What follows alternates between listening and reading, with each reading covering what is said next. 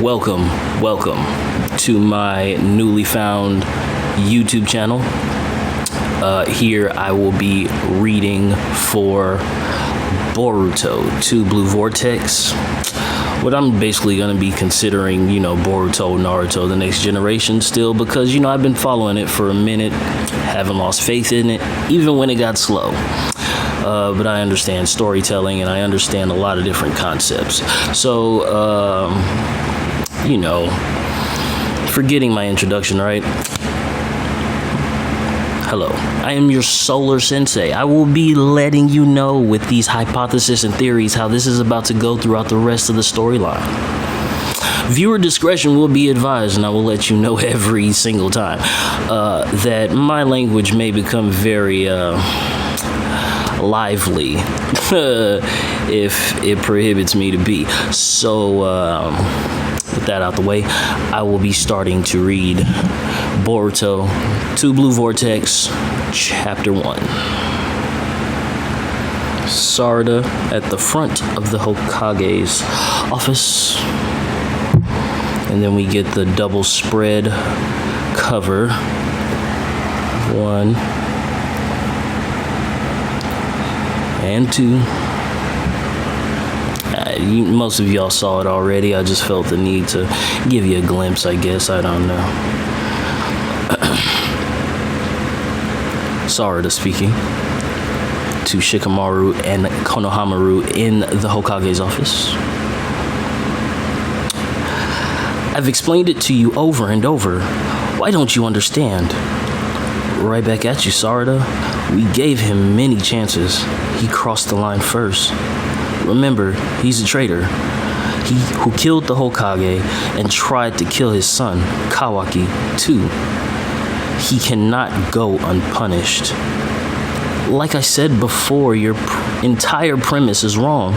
Boruto would never kill Lord 7. At least give him a chance to tell his side of things. Why'd he run if he's not guilty? We also have Ada Senrigan eyewitness testimony. If someone ordered your death, wouldn't you run too? Please rescind the order and hear him out. Listen, Sarada, the sanction against Boruto isn't just in the line with Konoha's laws, it's with the will of our people. Many of those living here are still angry about his betrayal, so even if I lift my order, people will stay unconvinced.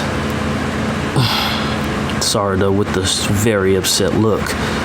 This is the last time we will speak of this. Now go back to your mission. You blockhead!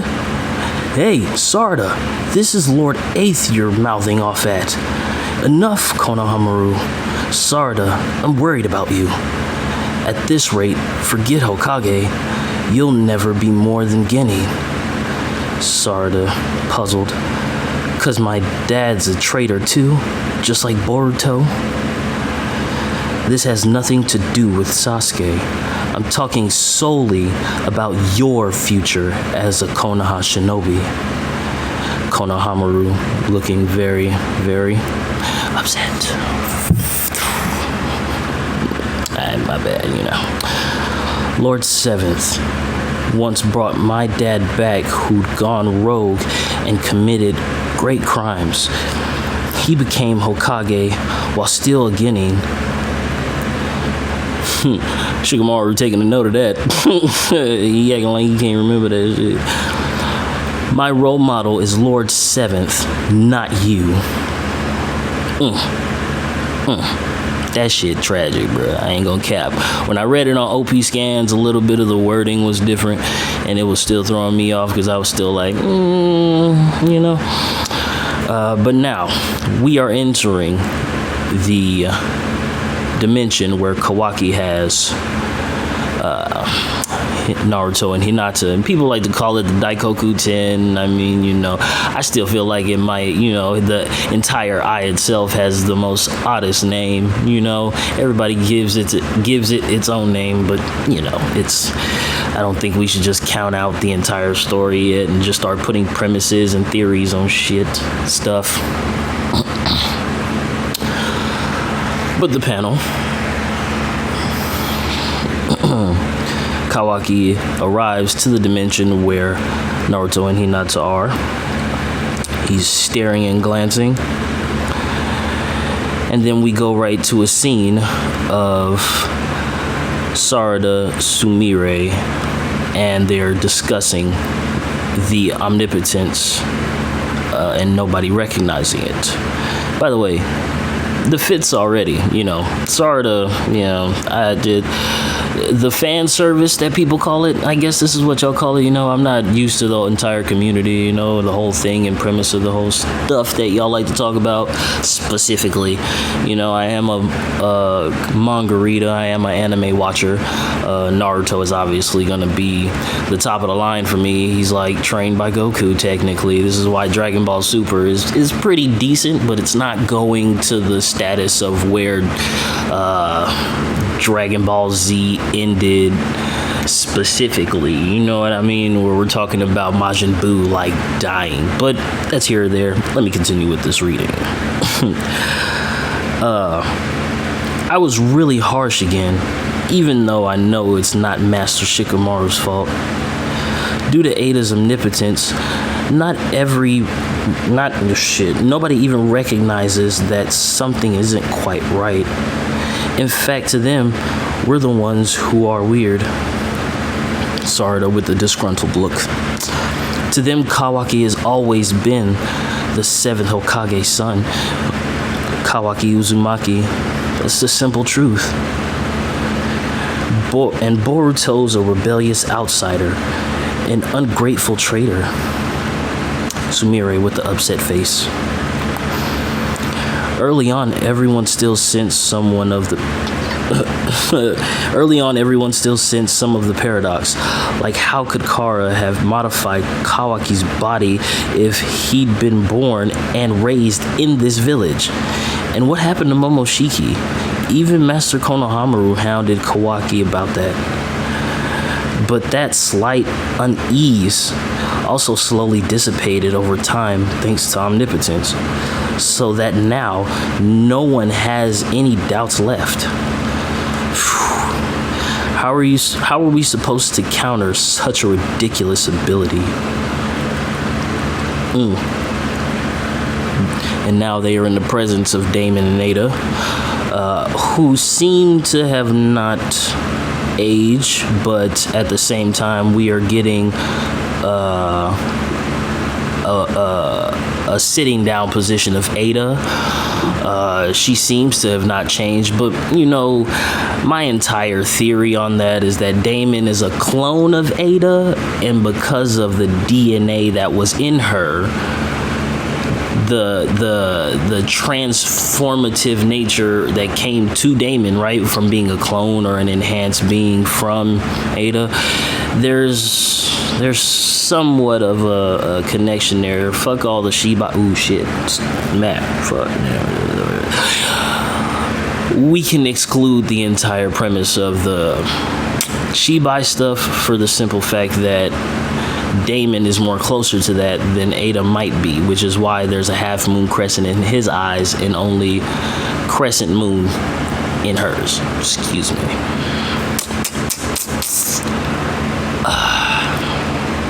You still ain't giving up.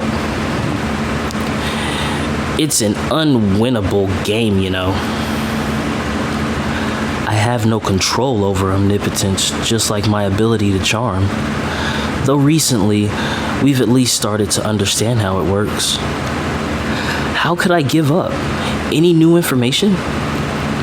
What we know right now is that omnipotence is a type of Otsutsuki Shinjutsu, not Shinkutsu, that people were getting from OP scans. But anyways, that opens one's desires, that makes one's desires real. And that it was Kawaki's desire that created our current circumstances. Sarada with the upset face. Everyone's memories were changed. Everything they remembered about Boruto and Kawaki was rewritten, resulting in the two switching positions. Is there no way to reverse it? I don't know. Shit. This bitch just told you she don't know. Excuse my language. But it's no use talking to those who were affected by omnipotence. They'll never understand. But why? The actual truth is reasonable enough that we simply need to explain it properly. Think about it. Aren't you the ones whose memories are considered flawed? So who'd take you seriously? To be brutally frank, I'd give up trying to return things the way they were. I'd be more practical to just rewrite different memories, though there's risk in that too. No way. Ada with the confused face, like, what you know? In any case, I still find it mystifying how the two of you manage to retain your memories when you're not Otsutsuki. Like I said, when I read this on OP Scans, I had a more wilder experience, you know, like I had put my kid down, man, for a nap, man. She's a baby. Put her down for a nap, bro. And when I started reading this, man, and excuse me, man, I'm in my garage, obviously, right? I live in Texas. It's hot as fuck. That's why I'm sweating hard. But anyways, when I read this stuff, lost my thoughts. I mean, obviously, she kind of knows there's a Senrigan in place, but we, as the readers, we know that she has a short term, like she's not paying attention to nothing for a long period of time. She's not going to sit there. If she can obviously sit there and watch them and do this over and over,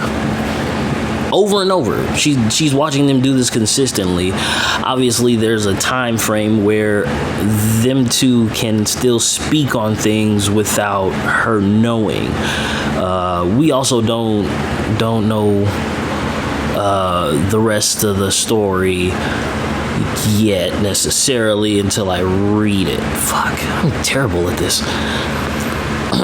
But we get this nice little panel of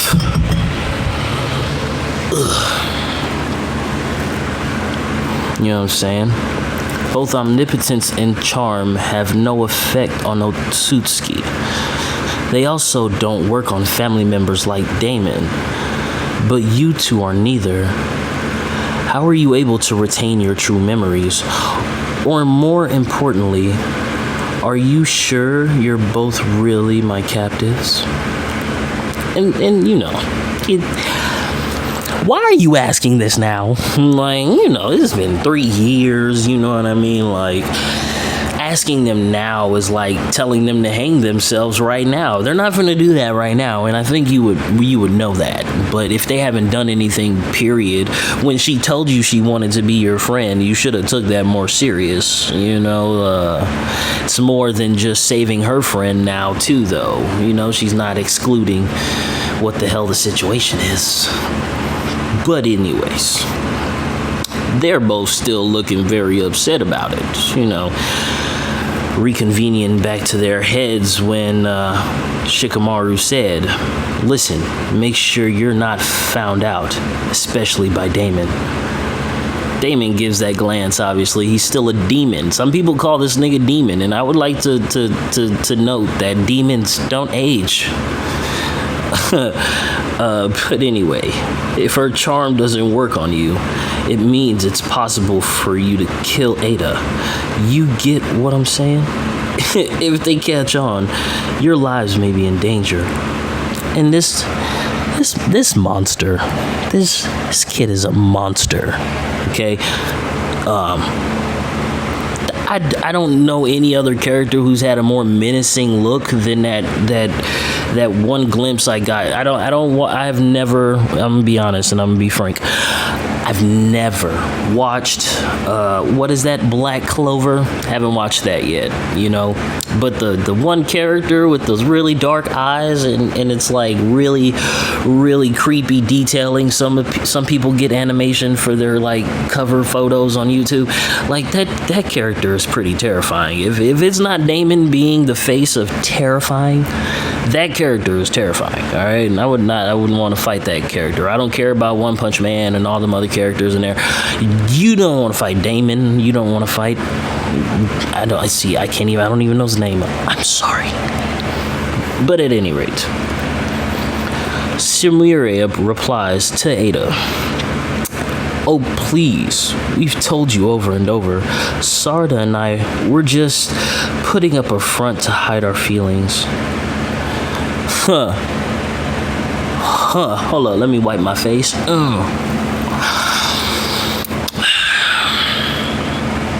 What feelings? What feelings? For who? Who are their feelings for? Everybody wants to put up this trope for Boruto and Sarada, Boruto and Sumire, the whole shipping stuff that people like to talk about, you know. And I can see for a time where I thought Naruto and Sakura were going to be together in the story, but I already knew by her punching him repeatedly in the face, there was an element of them not even going that far. It's a literal brother and sister relationship, even though the kanji, the multiple meanings in the story can be rewritten in so many ways. But who do they have feelings for? They both have feelings for Boruto? And if so, in what way?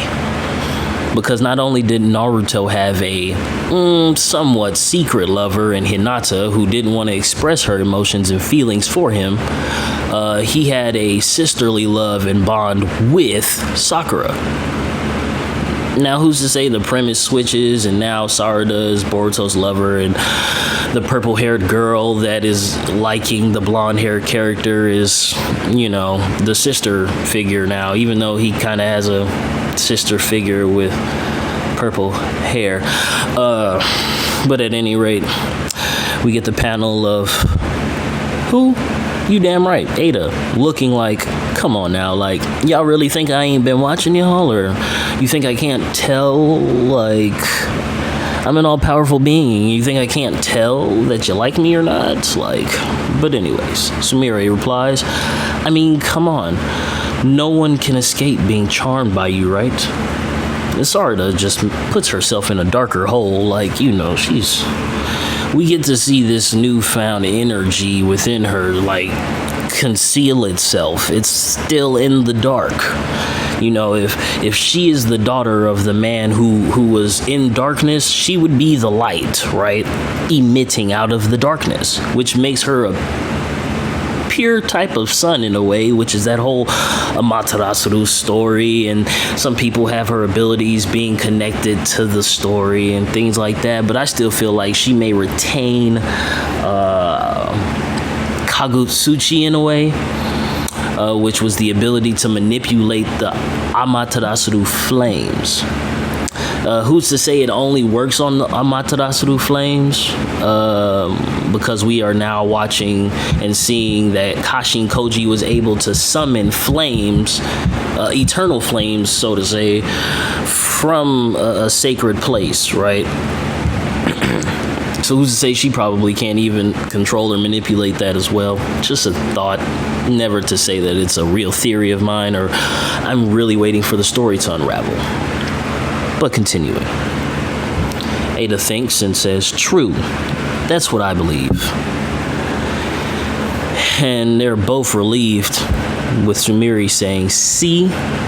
But Damon is not convinced, man. He's not. He's a monster. He has this extra sense. It's like Boruto, you know. He was able to see the intent on Sumire when Nue was unleashing and stuff, which we haven't gotten that breakdown in the story. If we can say that all of Naruto, right, including the movies and the filler arcs and stuff like that, they actually coexist with the actual storyline. So even when we had this my favorite movie, Naruto The Will of Fire, right, which is the fourth movie, right, third or fourth movie, and it has a villain called Hiruko, right? And he's using this ability, right? The same like Momoshiki, right? I can't really remember it right now off the top of my head because my head is in Boruto, but he was using an ability able to absorb and counter with his hands, right? So we were already getting the premise that Otsutsuki's existed, right? Being above Hokage status, above Edo Tensei probably, because it seems like he was using an ability like next to this body swapping, reanimation, regeneration type stuff that, even he said he was following Orochimaru's footsteps, but he ended up hitting a different pinnacle that made it look like he had Black Zetsu type of stuff going on. You know what I mean? So, at any rate, I'm gonna get back to the story, but we have to keep note of all of the information. If we don't keep note of all of the information, we're not even gonna be able to grasp the rest of Boruto 2 Blue Vortex, because Sasuke is expecting Boruto to be just like who? If he says he's who? Yeah, bruh. If you can use the jutsu like your father, learn the jutsu of your father. Use the abilities of your father. Prove me wrong, right? Because if you're telling me my memories are incorrect, that means Kawaki doesn't know how to use a Rasengan necessarily without charging up a energy beam or ball in his hand. You know what I'm saying? It's not to say that he doesn't learn it in this 3-year time skip. Probably doesn't know how to use better hand-to-hand combat before using his appendages and stuff like that, even though it's better to use those with the power scaling you can see. I mean, I get it. You don't want to train, but you have to know how to fight. But anyway, I'm only speaking on Kawaki just because the next panel is this. I can't cap, bruh. Like, he looked more and more like Ishiki each time. The fit is crazy, bro. I'm not gonna lie, bro. The mohawk is fly. Everybody wants this kind of mohawk. Nobody can reach this level of mohawk, bro. And this fit is crazy, bro. I'm not gonna lie. Him overlooking these mountains, looks like at the area. He's in the spot where they were holding the quote unquote famous horny house from one of the famous, the more well-known Naruto and Boruto prognosticators. This is crazy, man, because he's still at the horny house. He's still on the outskirts, near the outskirts of the entire Konoha in general. And but we get Kawaki with these fresh ass clothes, and we get Mitsuki right behind him with this fit Orochimaru should have wear. I mean, I can see Orochimaru wearing this, man. This is crazy. He should not be dressed like a goddamn nun. He should be dressed like this. But at any rate, bruh, Kawaki is telling Mitsuki to cool his bloodlust. It's making it hard for him to breathe, or it's suffocating in the Manga Plus revision. Mitsuki replies, "I'm sure Boruto still wants to kill you, and he's Otsutsuki just like you, so it's quite possible he's mastered the ability to erase his chakra signature."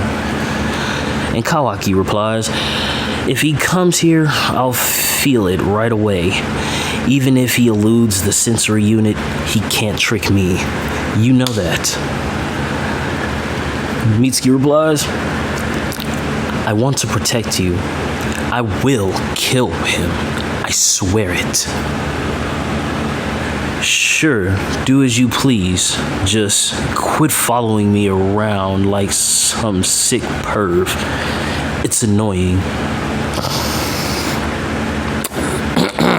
I mean, Mitsuki following Boruto was already enough. I mean, it's the same analogy as the moon following the sun, which is the thing that Orochimaru gave this man when after creating him, just so he would learn how to be a human. Excuse me as I take a sip of water.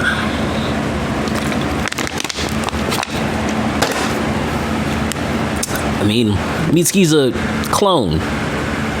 He's a clone. Like, he's really learning how to be a human, make mistakes, follow the wrong people.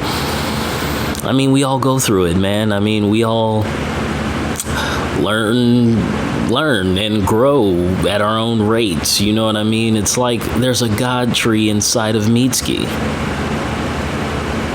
waiting to bear a fruit. I mean, we could just sit here and make more drastic predictions about stuff. I mean, him looking like Kabuto and Teniri, I mean, it's more crazier than that. The eye stuff makes him look like he's a Ten Tails Jinchuriki type thing, you know what I mean?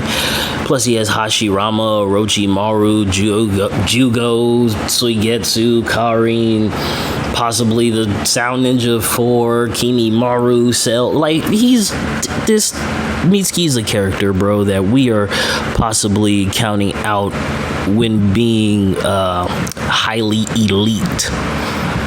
When I mean that, I believe he's scaled to at least Toneri. If he's not Toneri, he's possibly Hamuro. Is it Hamuro? Hamuro Otsutsuki? Yeah. I think that's his name. Yeah, Hagoromo and Hamura. Yeah. He's at least scaled to that level and tier of power. You know what I mean? But at any rate, let me continue reading. As Mitsuki looks at Kawaki and goes, "But Kawaki, you're..." And then Kawaki gets a read from the sensory unit. Kawaki is getting a read, and it says, "Kawaki, search squad here. We found claw marks outside the wall." He asks, "Where?" He starts to float. Again, when I read this in the beginning, blew my mind. And now he's flying. I mean, it blew my mind even though I knew what was coming, but blew my mind. Search squad said, "East of Sector C." He says, "Stay where you are. I'll be right there." And dips on Mitsuki. He don't even say bye. These niggas, you don't shake his hand. He don't say, "All right, partner." Like, he don't do none of that. Flies away. Mitsuki's just looking distraught. just sad. And he says, "You're the sun shining brightly upon my moon, aren't you, Kawaki?" When I come out with my theory videos later on, bro, I'm gonna flood y'all with a whole lot of these thoughts that I've been holding the entire 80 chapters. But right now I want to speed through this so I can finish it. Now we enter a scene with Himawari and Chocho training, which is pretty sick. I know I haven't showed a panel in a minute. And it's just crazy, you know. She steps on her hand. Like, it's insane, bro. It's insane. Really good. Really, really good. I know y'all have already read it, so I won't show every single thing. Just sticking to the screen.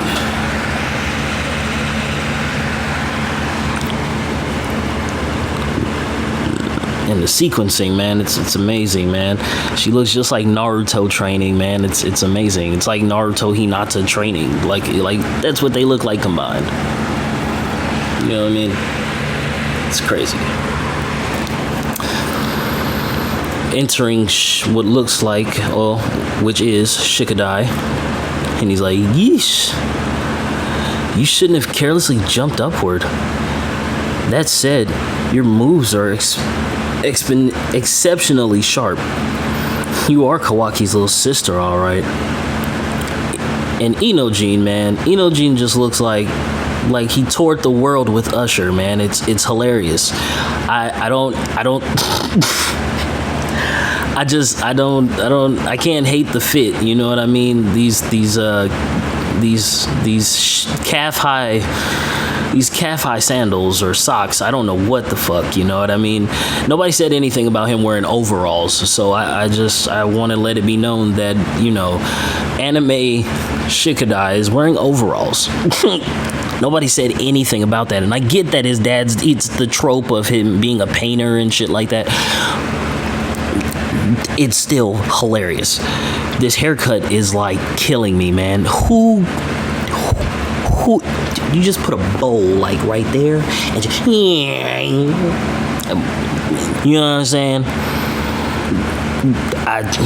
Let me continue, bro, because I laughed for a long time about that, bro. Like, people were hating on it, and then when I looked, and I was just like, it's alright, you know, he looks just like every other Tyler at your regular school, you know? And then it's like, oh shit, he looked like Justin Bieber.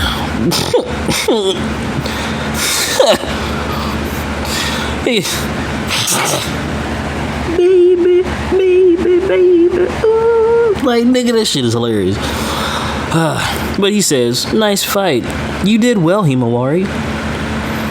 His Chocho is telling Himawari that kick was super good.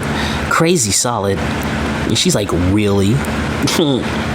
But now they're all sitting together, speaking. And, Jean seems to ask, but Himawari, why do you want to get so strong? And she pauses and is like, it's not that I want to get strong. It's just, okay, I feel like everyone in Konoha would tell.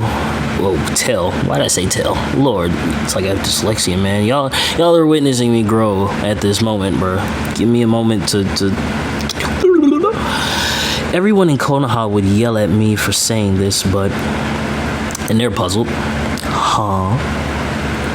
I, kinda wanna help Boruto, you see? Shikadai is definitely puzzled, because he like, bitch... What? Jean gets all ecstatic. Whoa! You don't really mean that, do you? That ain't funny. Chocho, that ain't funny. Sorry, I know it sounds wacky, but how do I put it?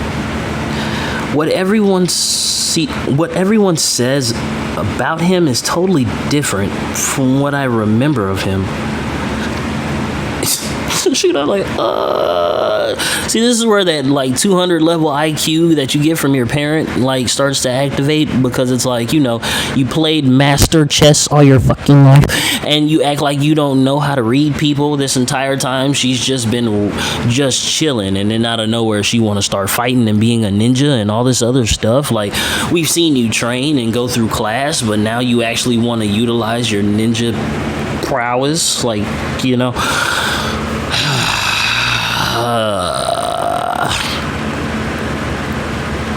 and he puzzled, nigga. He killed your dad, remember? She's like, pausing. I don't think he did. I mean, in his words today, I saw with my own eyes him risking his life to protect my dad and me. Such a person wouldn't kill my dad. There has to be some explanation. And if that is the case, Boruto's gotta be in deep trouble.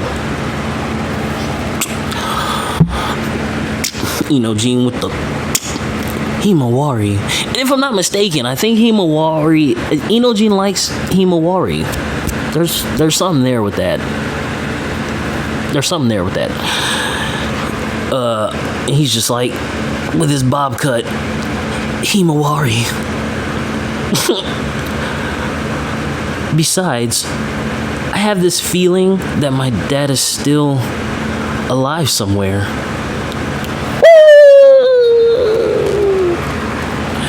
Hey, look, That extra sensory that Naruto had is definitely being. I'm telling you, the tears and energy is shifted. Now, like when I do my videos, man, and explain some power scaling for some people, I'm gonna say that a lot of people are gonna be at their respective tiers, you know. This new class of ninja, especially the ninja that came out with Himawari, you know, we have to include them too, right? Even though it seems that the ninja that were right under Shikamaru, right under Konohamaru, possibly are just like watered down trash, which is why we get Elite Jonin, who is now an advisor to the Hokage, Konohamaru. Like, yeah, he's a Sarutobi, and he probably is enhanced in his training and stuff like that, bro, but he should have been at a tier where he was able to seal that creature in the anime episode with the fucking deer skull or whatever. He should have been able to seal that shit when we saw it. You know, he should have been able to fully whoop that three-headed white Zetsu's tail end. You know what I mean? So, with any rate, bro, back to the story. It's opened up with Kawaki and his 8 spokes. His 8 spokes with the triangles going inward fully. Like I said, with the Mitsuki thing and what he said, bro.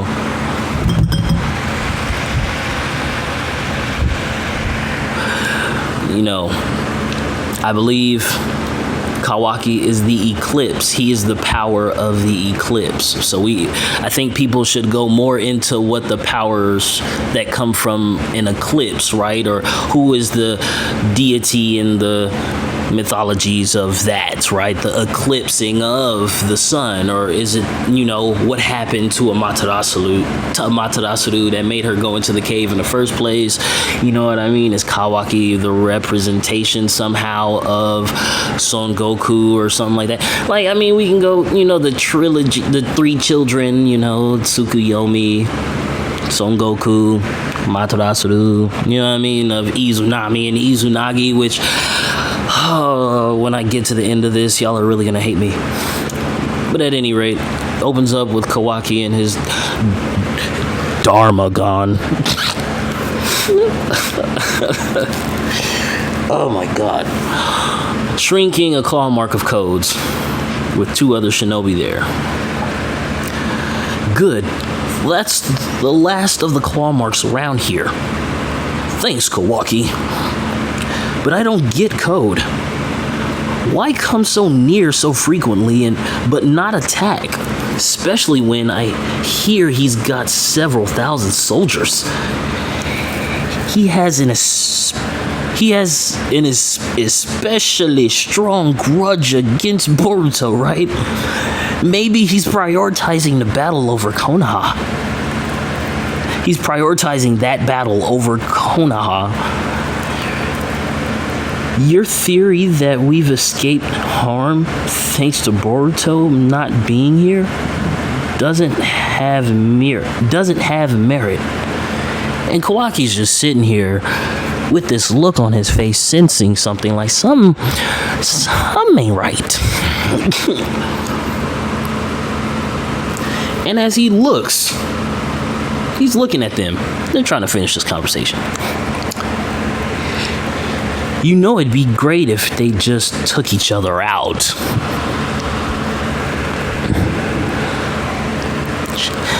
These trash ass dudes need to shut up.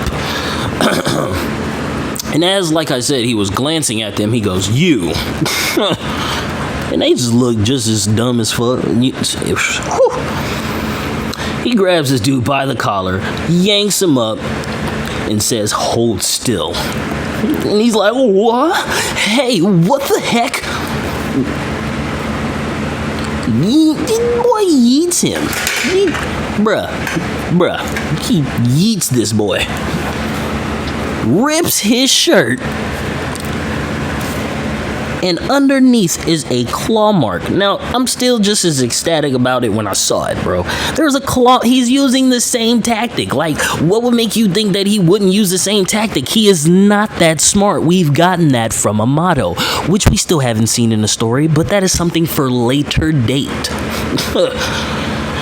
As I continue, a claw mark along the scuff of your neck. What? What? Ugh. How long? You didn't notice? Oh, my bad. Wrong person I'm reading from. How long? You didn't notice anything? I don't know. I had no idea. That boy shrank that shit, and we get to a panel of the Hokage's office. What? Are there others? We're gonna look